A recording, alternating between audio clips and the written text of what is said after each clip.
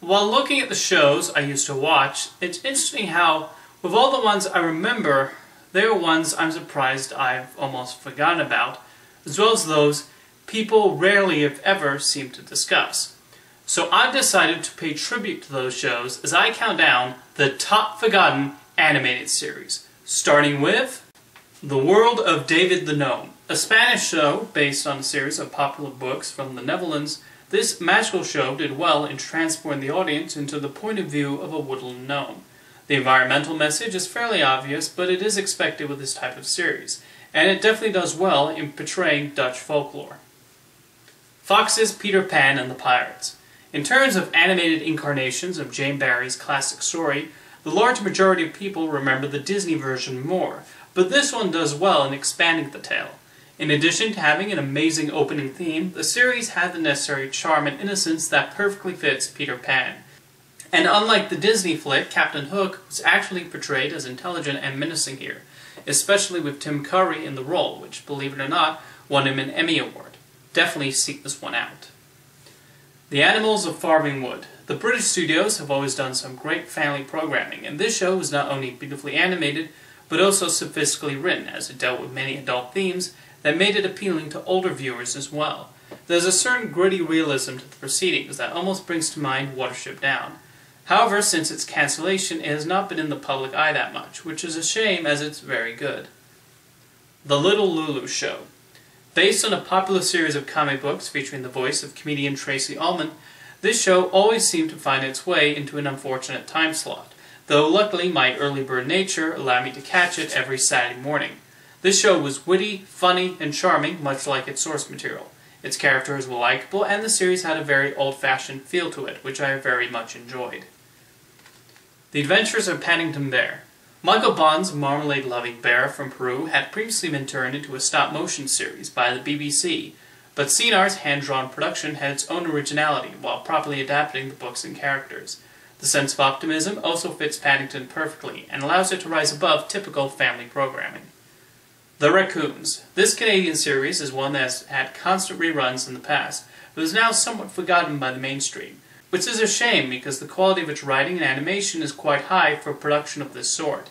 The character is also well developed, especially the hero and the main villain Cyril Sneer, a developer who constantly thinks of more ways to ruin the environment, though he became nicer near the end of the series.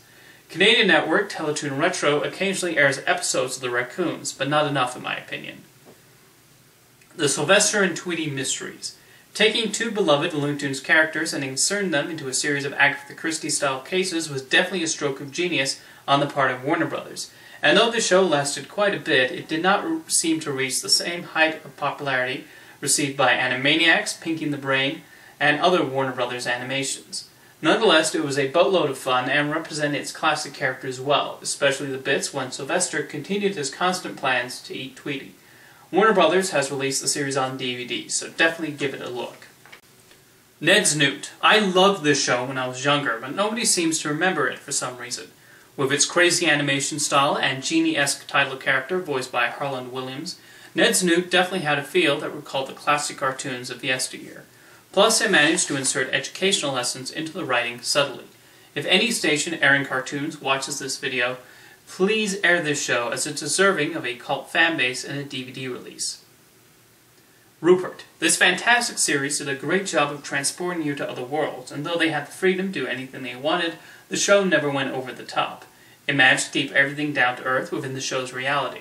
The writing was smart about talking down to the audience, and the characters were likable, which made you want to root for them with each new adventure. Thunderbirds.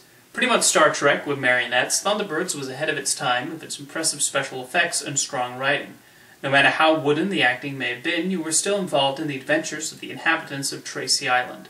Unlike Transformers and G.I. Joe, this was not created with the intent to sell toys, but needless to say, I wanted them anyway. That's how impressive those rocket ships looked.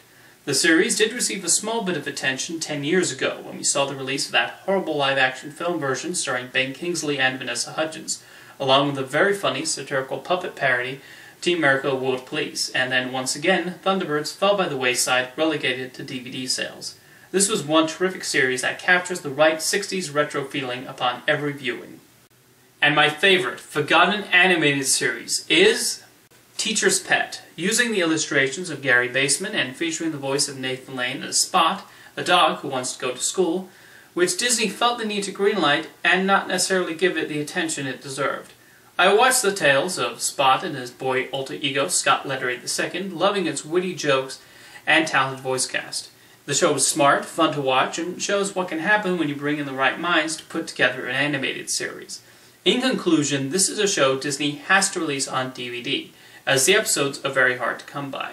It may not have been as popular as Recess or Doug, but it was definitely the most sophisticated and funny show on the one Saturday morning lineup. See you next time.